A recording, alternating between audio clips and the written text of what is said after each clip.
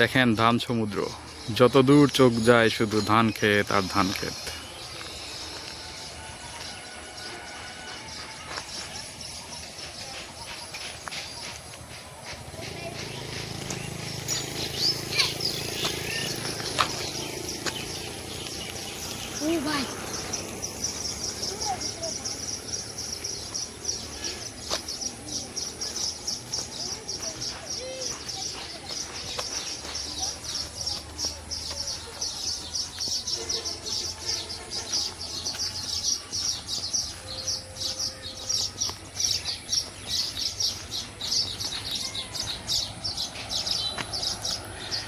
এক সপ্তাহ আগেও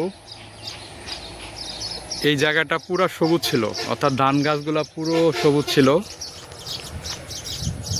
এখন ধান গাছগুলা পাকতে শুরু করেছে, মানে ধানগুলো পাকতে শুরু করেছে, ফলে সোনালি আভা তৈরি হয়েছে। এবং কিছু কিছু ধান ক্ষেত যেগুলো সম্ভবত কয়েকদিন আগে লাগানো হয়েছিল সেগুলো পেকে গেছে, এবং দূরে দেখা যাচ্ছে যে কয়েকটা ক্ষেতের ধান অলরেডি কাটা শেষ। আগামী 1-2 সপ্তাহ পরে আসলে আমার ধারণা এখানে যত ধান ক্ষেত আছে সব ধান ক্ষেতের ধান কাটা হয়ে যাবে। ওই যে ওইদিকে 3টা ক্ষেতে ধান কাটা চলছে,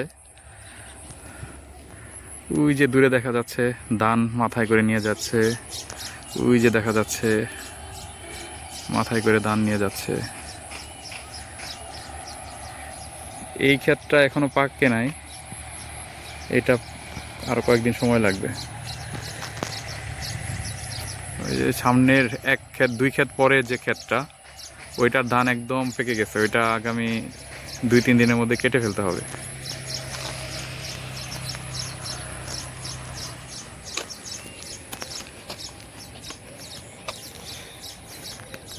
এই যে হাতিসুর গাছ,